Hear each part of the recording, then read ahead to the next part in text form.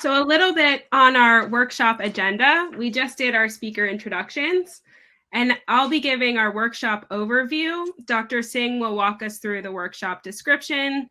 We have some learning objectives that are kind of just the blueprint of our workshop, and then we're actually going to have our online game demonstration, leaving a little bit of room at the end for audience questions and comments. So the workshop overview.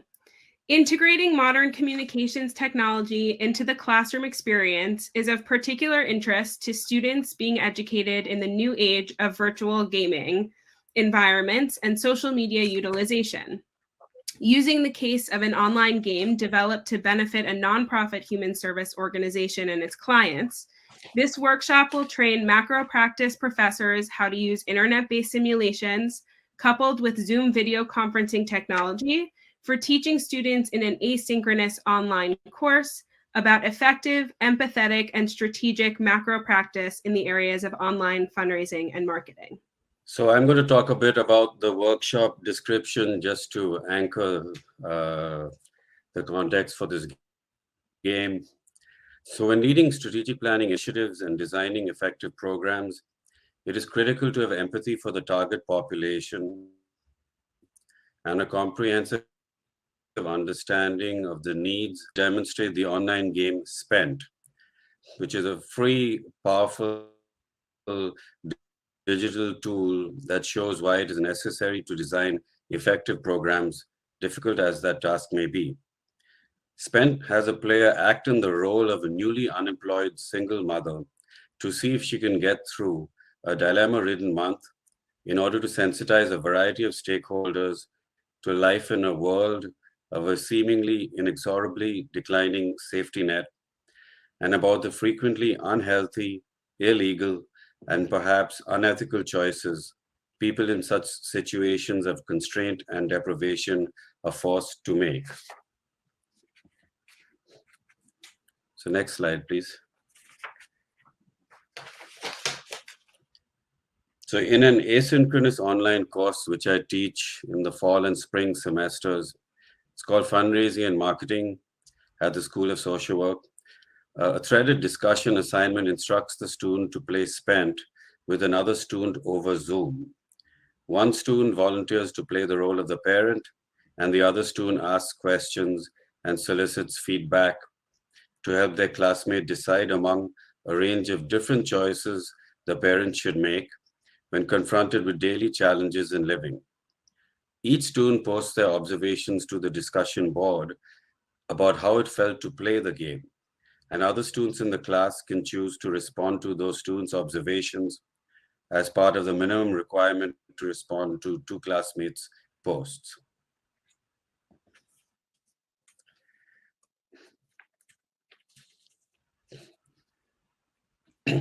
That's a copy of the actual assignment for those who are professors in the audience and wish to add it in their classes. So Hannah, if we can go to the game.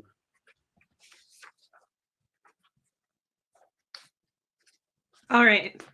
So now we're going to present the online game demonstration. So when you go to playspent.org in your browser, it'll open you up to this homepage that reads, Urban Ministries of Durham serves over 6,000 people every year, but you never need help, right? And the Urban Ministries of Durham is a nonprofit that connects with the community to end homelessness and fight poverty by offering food, shelter, and a future to neighbors in need. It's located in North Carolina. So we're going to prove it and accept the challenge. Over 26 million Americans are unemployed. Now imagine you're one of them. Let's find a job. So when this is presented in class and in our online format, we often have about an hour and a half to play the game. So it usually takes a lot longer, but we will plan to get through at least the first payday. And I wanted to offer a bit of an overview of the format of the game. So up here in the upper left-hand corner is your balance. We're going to want to keep an eye on that. On the right-hand side is days 1 through 30. So we're starting on day 1 where we're picking our job, and every week is a payday. So you'll see these little dollar signs next to number 10, day 17, day 24. And over here on the right-hand side are ways to get more cash. So smash your kid's piggy bank for $16.23, donate plasma for $25, or get a payday loan for $50. And for the sake of time, we're going to be joining the team at the restaurant. They need an experienced server at a casual restaurant with a fast-paced and fun atmosphere. Apply in person Tuesday through Friday, 2 to 5 p.m. It's $2.13 an hour plus tips, and the hours vary. Let's hope you get some good tips. I would hope. The average salary for this job is $8 an hour, and you have to buy your own uniform.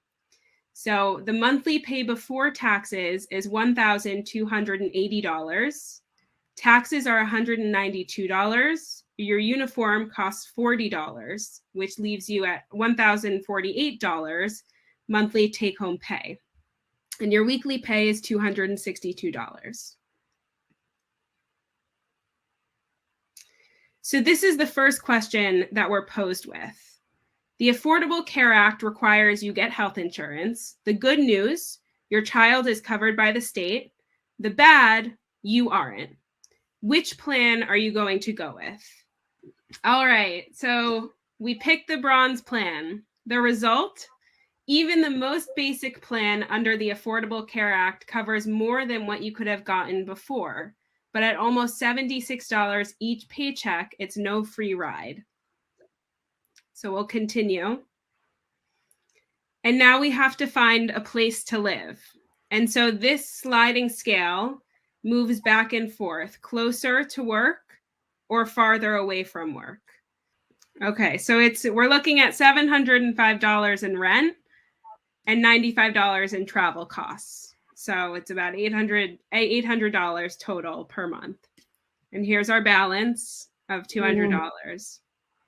So we're going to pay, so we got to live. You chose to live farther away from your job, so your rent is lower, but your gas costs are higher. In fact, for every dollar a working family saves on housing, they spend an additional 77 cents on transportation. So just as Dr. Singh just mentioned, being mindful of our balance now, we're at $200 and we're on to day 4 of our spending.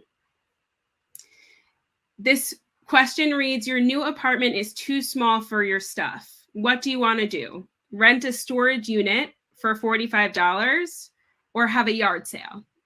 So we've chosen somewhat unanimously to have a yard sale. The result, you sold a bunch of stuff, but you only made $150. But your balance went up. So we're in a better place than $200. Your best friend from childhood is getting married and they want you to be in the wedding. The only problem, it's in another state. What do you want to do? Say you can't go or fly to the wedding for $350. Yeah, it sounds like we're not going and we're going via Zoom. If we have the internet access. Yes, that's an extra bill. So we decided not to go. Your income level qualifies you for food stamps. What do you want to do? Apply for the food stamps or go hungry? Wonderful. We're applying. Yes. The result, the good news is that you're approved for benefits. The bad news, they don't begin until next month. So we're on to day 7. Your landlord found out that you have a pet, and now you have to pay a $350 pet fee. You can either pay the fee or take your pet to the animal shelter. So taking your pet to the animal shelter may be the best option at the moment. Oh, that was hard. which brings us to day 8. I'm crying already. Yeah, it's tearing at our heartstrings. Your car's registration. You can. Yeah. I was saying you could, I mean, this is outside of the game, but you could bargain with the animal shelter, hold on to the pet for as long as possible. Then when you get paid, you come back, say payday's there 3 days, and you find some friend or someone to take it over or something.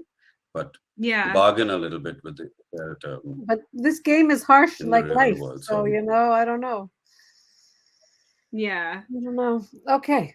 So this question is, So, and Hannah- right, Dr. Singh, I think you actually, by mentioning that, you're raising a good point about the playing of the game and kind of the purpose of, while you're playing, the difficult decisions that you have to make that you might not have to make any other day beyond the game.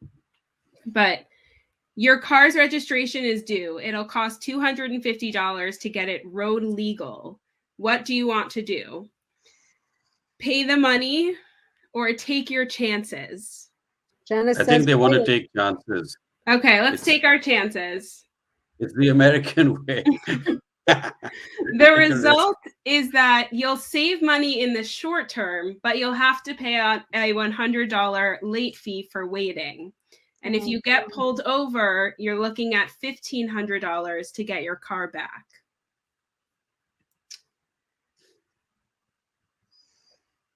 So now we have our car registration hanging over us for $350 up here, and that'll just sit there until it's paid.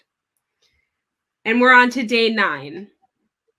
A little exercise goes a long way, both for keeping you healthy and relieving stress.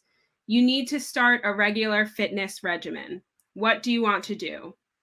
Put it off or join a gym for $25? Yeah, I think the gym is not happening. Mm-hmm. Okay. And it's payday. Woo! Woohoo! Oh, yay, we made it. We made it to payday, all of us. So our balance is now at $536 because we received our payment for payday. We do still have a $350 car registration that is due. And as the game continues, it'll take you through various other scenarios where we want to be mindful of what decisions we're choosing and how we're answering these various questions that could be thrown at us in life. So we are at day 10. Let's keep it going. We have our momentum. We have our critical thinking of these decisions. I love it. You're driving with your kid in the back seat when your car slips on a slick stretch of road and slides into a parked car, causing a big dent in the bumper and a broken taillight. What do you want to do? Pay the damage, which is $550. Remember, our balance is at $536. Or drive away. I don't know. I think the consensus seems to be to pay the damage, but Yeah, that's what I'm seeing too. Let's pay the damage. So one sec, Hannah. Yeah. Hannah. Oh, you did it. Okay. I was going to say to choose from the left options. Oh, I to thought add the in cost funds. of that, yeah, to make it 550. This balance is still 536 though. Okay. How do we pay for it? Right? Click continue and see what happens. How do you pay with when you don't have enough money? Whatever it is. You ran out of money. You see, should have. that's it. Yeah. Uh-oh. So That's game over. Yeah. Oh, Kelly's saying she would have sold plasma. I know that's what we. Yeah, we needed a bump. Well, Yeah. Well, so hopefully we this lost gave this time. That's not a good taste of the game, because when you can play it on your own and continue to think about what the questions are asking, you can have some of these supplemental pieces of what you can gain more in cash and continue the game versus some of kind of the ethical questions that you start to have an internal conflict and want to explore more about. And hopefully it will inspire everyone to play the entirety of the game if you can get through the game. And if not, game over. Rebecca says this went from fun to stressful real quick. Mm-hmm. I would agree. And I learned from Hannah and Dr. Singh that the game is different all the time. So it's randomized. So you can come back and have different scenarios, different situations. Yeah. A lot of different options that you would probably not think about on a day-to-day basis. I saw a comment in the chat from Joe, no one pays for an accident the day of an accident. And I think you raise a good point, because when you're given the option kind of straight on in the game, well, do I pay the $5.50 or do I just keep going? What do you do? Someone may think, well, I do need to. And it kind of becomes a question of where and who are we learning from, who we can have the guidance to make these kinds of decisions if we have that in our life. All right. Okay. Karen, did you want to say anything? Otherwise, I think you might have. No, I'm just appreciating all the faculty who have decided to take all the time to share what they do. Really, it's so important. Everyone is learning today, and that's what it's about, right? So thank you so much. Okay, everyone. See you in the next session. See you in the next one. Bye-bye. Thank you for coming on spring break.